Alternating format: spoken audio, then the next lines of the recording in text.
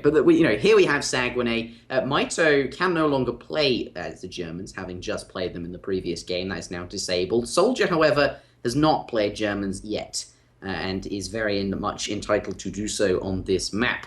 Perhaps partly he chose to avoid mirrors, is so that you could play Germany, which is a fairly strong civ on a trading post map. Again, not against Germany. Sure, and it's also one of Soldier's best civs as well. I mean, when I think back of historically civs that SoldieR has played a lot of, Germans is the first civ that comes to mind. Certainly Brits is probably a high number 2, but Germans has, for the longest time that I've known SoldieR, which is quite some time now, since 2008, 2009 probably, Germans has always been one of his go-to civs. And so no surprise to me seeing that he wants to play Germans in what is certainly a deciding game, a very important game. And, interesting choice from Mike. India coming out. India on Saguenay against Germany. All right. And looks like SoldieR has accepted the matchups, clicked in. Soldier's happy with it. Looks like that is the case. Is Mitoe happy? Perhaps it was just one of those, I'm going to lay down India and see how you respond. Maybe you'll switch off, play a different civ. Like, you don't necessarily actually have to play India here. Maybe it's like one of those mind game tricks. You're like, I really don't want SoldieR to play India. You're like, as you were saying, historically, Germany, a very strong civ, especially for SoldieR. Maybe he's just trying to force him into something else, since if he truly wanted to play India, the game would be happy. Oh, okay, never mind. Looks like he's gonna pick it. I mean, his other real option is probably Brits in this situation, and I know that Mitoe has never considered himself like a stellar Brits player, so India doesn't really surprise me here. Plus, let's face facts: India, with the current tournament set of rules, is lights out one of the strongest civs. So yeah, they're good. So. Though, here we are, spawning with India in the left-hand side of the map. We do have Mitoe playing, well, in the colour cyan. Yes, I think I covered all the 3 major points. Civilization, player, and colour, certainly the ones to get right. But, yes, in the right-hand side of the map, though, SoldieR playing as the Germans here. I missed his wood crate start. It was a high wood start. It was a 200 wood crate start. All right. So.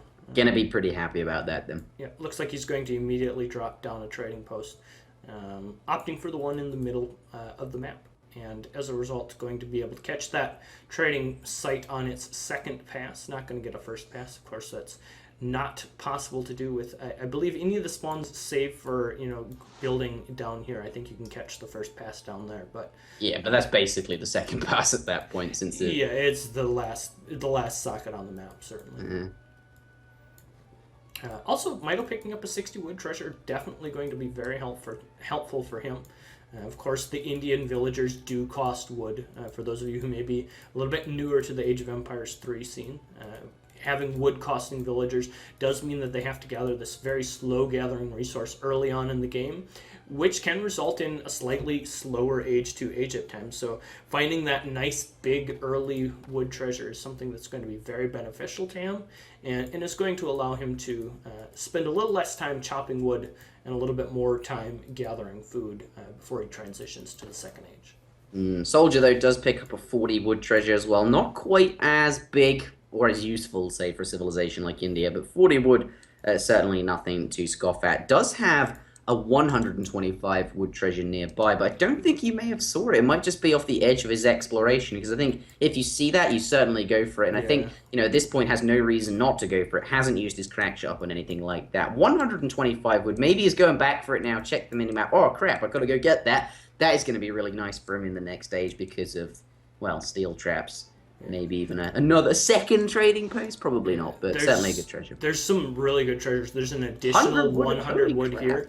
And there is a 150 food treasure down here as well, which Mitoe is currently in the process of taking. So really good treasures here. And I want to point out kind of a neat little thing that Mitoe did here. Of course, the India explorers do have a slight splash damage associated with their Guardian attack. They do have that 2 extra splash damage. So we can see that Mitoe stunned one of the bears and then lured the other bear close to his mate. And then, as a result, was able to his mate. Was able to get get that kind of stacking splash damage working there, Yeah. taking as little damage as possible, and picking up that 150 food treasure. Definitely going to feel good. We can see the Agrifort already underway here in the middle of the map, and certainly aided by the very good treasures that Mitoe has found early in the game. Definitely. The wood treasure means less villagers on wood. The food treasure means you get it down a bit quicker. I'm not necessarily sure if it did speed up the Agrifort or by how much if it did, but definitely good treasures. Agrifort now coming down, and Germany has now just started aging, switching his villagers over to wood. Likely to be building a market at this point. Certainly with the big wood treasure that actually he hasn't managed to grab yet. Now going back for it. Yeah, it looks like he just opted to crack a single bear and then go back, playing it a little bit safer. Of course, India doesn't have an instant kill like all of the native and European civs do. Of course, all of the Asian civs don't have that instant kill. They have some sort of stun capability instead, which means that on killing big single guardians, you're going to at least have a little bit of knowledge, a little bit of time to react when they do begin to take that. So, SoldieR opting to play it a little bit slow on that treasure still gets it, still gets the benefit from it. Just has to double back. What do you think of the early siege, though, on that? Does this tell us he has intentions of just straight up sieging this down? He's going to be shipping 5 Sepoy as his first shipment, or indeed, this is just close to the Agrifort. The first batch of units could come out, siege this trading post down, though it actually has stopped doing that now. Going to go grab that 100 wood treasure, and absolutely that is the thing to do. That is a lot of wood. Yeah, he certainly is going to play aggressively. You wouldn't put your Agrifort down here if you didn't have intentions of playing aggressive. I don't know whether or not he'll go 5 Sepoy aggressive. We can see certainly SoldieR expecting some sort of aggressive play with this ring of walls that he's begun to set up in his base. But at the same time, I wouldn't be completely shocked to see Mitoe ship 600 wood as his first shipment. He knows that he'll have these 2 Sepoys. He knows he has the Agrifort to fall back to.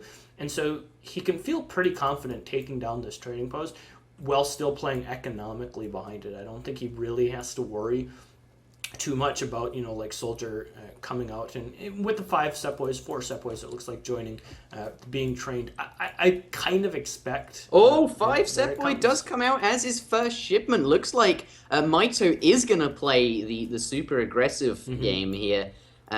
This, though, playing into this wall, I don't know if he's necessarily seen it. He certainly has now, and he's not going to be... perhaps if he'd seen it sooner, maybe he would have chosen to send 600 wood, which is certainly a lot safer. And, you boom your own economy, which you have complete control over. Whereas sending 5 Sepoy, you're hoping to maybe do a bit of extra damage early on and damage your opponent more, which is perhaps sometimes more difficult, especially if your opponent adds down this wall. Yeah, and I was just about to say right before those 5 Sepoy popped, having scouted the wall, I think he'll send 600 wood. And then, of course, the 5 Sepoys popped in, and it was completely irrelevant to the point that I was about to make. But now, as you mentioned, like with this wall, with the couple crossbows out, going to be really difficult to actually do any lasting damage here. We can see he's going to start applying a little bit of pressure here to the front, sieging down one of the segments of walls.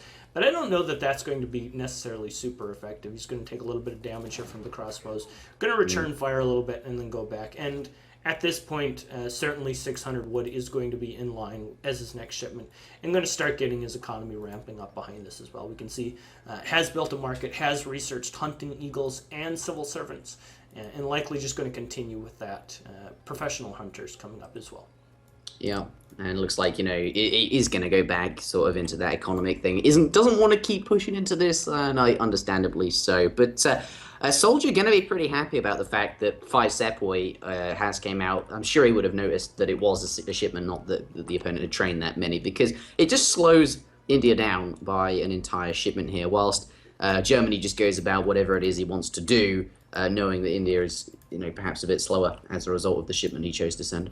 Yeah, and really good reaction here from SoldieR as well. We can see that he did not overcommit to the crossbow play. It would be very easy to slam down a second barracks with that 700 wood and panic and overmake crossbows while your opponent is just happily booming away behind this.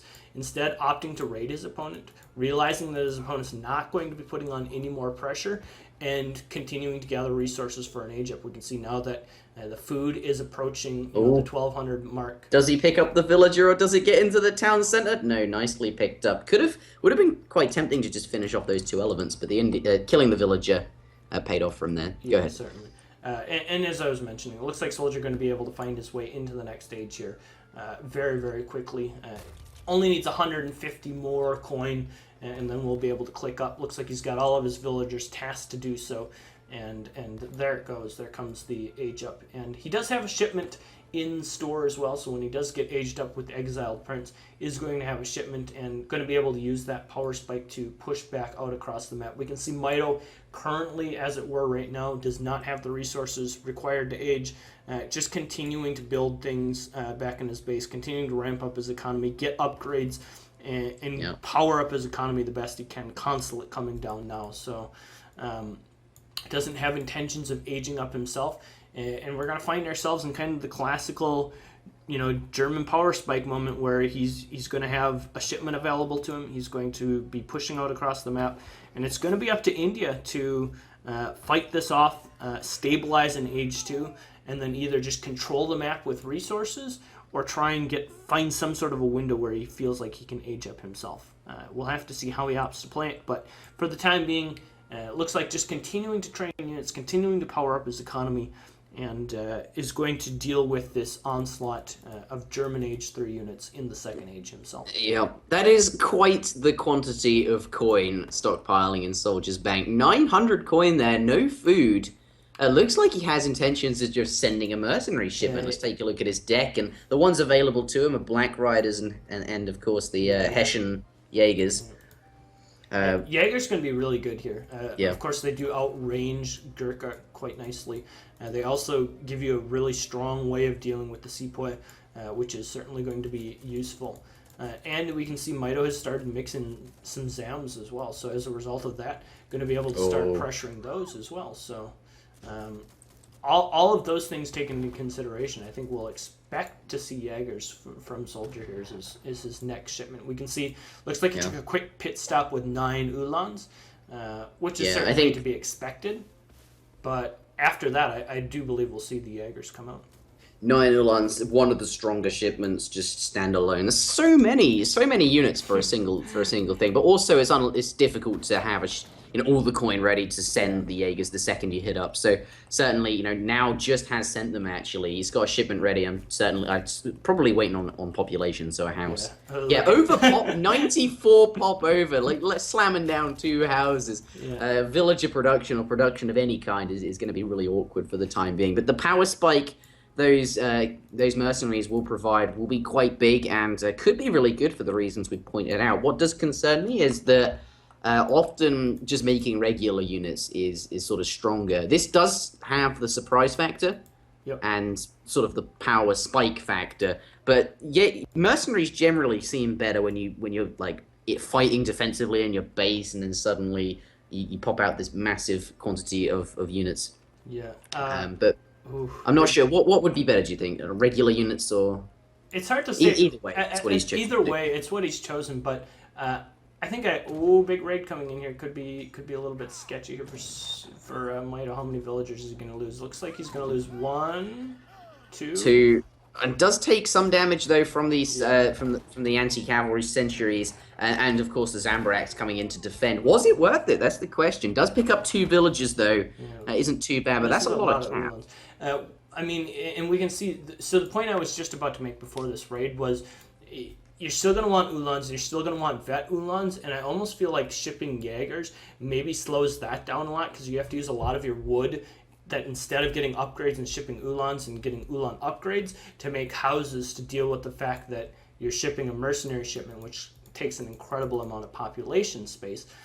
And then on top of that, he just lost some of his Ulans before they hit veterancy status and engaged in the fight as well. So all of those things rolled into one could make it a little awkward here in this fight. But still, as you mentioned, the Jaeger's an incredibly powerful unit, going to be really good here at pushing out across the map, combined with the traditionally strong German units, of 8 Skirm 3 Ulan and 9 Ulan, going to be really, really strong as he pushes out here across the middle of the map.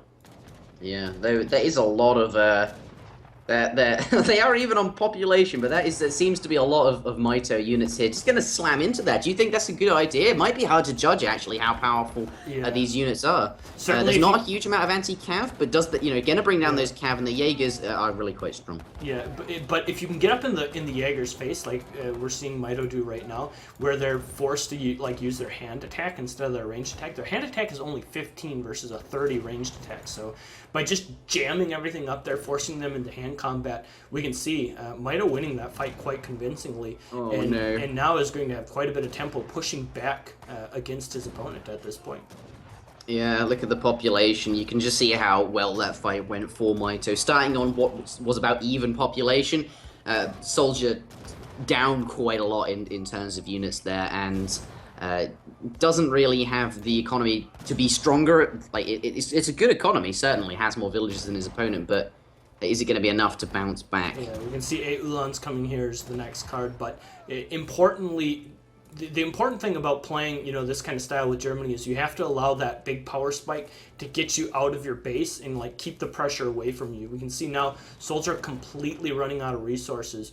In fact, all of his gold gathering vills did go completely idle, and so despite the fact that he kind of held and has his next shipment here, he doesn't have the resources required to continue to train units and to continue to fight for map control, and as a result, his next coin mine is way out here, which is going to be very awkward to defend. Certainly not going to be able to defend this one out here, and he's going to have to try and sneak some villagers down to the south of the map, and I'm afraid that he's not going to be able to muster back enough units to deal with, the very strong India presence that's going to be controlling his coin mines here for the next 5 minutes. Yeah, it looks like that's where the villagers are going, to that southerly coin mine. All vulnerable, doesn't have the units, I think, as you pointed out, to protect them. If he just can't gather coin there, that shuts down the game. And Mitoe, if he identifies this, where is my opponent gathering coin, he could just win from here. And actually, SoldieR going to get back, not going to go to that coin mine at all. Has no coin income whatsoever at this point in the game. And what do you do without coin? As Germany, you resign, unfortunately, is the answer. And Mitoe is obviously a very good German player himself. In fact, it's, I think, what he would consider his main civilization. And accordingly, checking the coin mines, he knows how imperative it is for the German player to have a coin mine, and just using the map control he's established now just to continue to rain terror on these coin mines. We can see he's bounced back and forth between this one in the north, down to this one in the south where he knows his opponent is likely trying to gather from, and going to force an engagement over here. This may be do or die time for SoldieR. This is it. He has to take the fight, because if he doesn't, then your villagers continue to not gather. The question is, can he win it? I don't think there's enough Jaegers still in the mix. The Ulans obviously being very good hand attack units, but unfortunately I don't think he just has enough stuff to be able to push his way out. The longer these trades go, obviously Mitoe's economy is very, very strong, and just evening up these fights is all that Mitoe needs to do to continue his presence on the map. I mean, it's not just that SoldieR needs to win a fight, he needs to win a fight convincingly enough so that he can begin to gather coin again, and that's just not happening. We can see things going about even. Yeah, I guess he got an okay trade there when you consider the army populations before and after, but it's just not going to be enough, and Mitoe just sprinting in here with a couple of sours. Looks like he's just going to continue to keep up the pressure, and that's really all he needs to do, is apply pressure and force his opponent into a situation where he just can't gather coin. And he kind of just wins by default, because Germany has to have a lot of coin to really make their agenda work in Age 3. Yeah, and at this point, it looks rather tough. Yeah. It's all I don't know. crying at this point. Yeah, Unfortunately, obviously, is the deciding game of a tournament, of SoldieR's tournament life. He doesn't want to resign just yet, but we can see in the scores Mitoe taking a fairly decidedly advantage.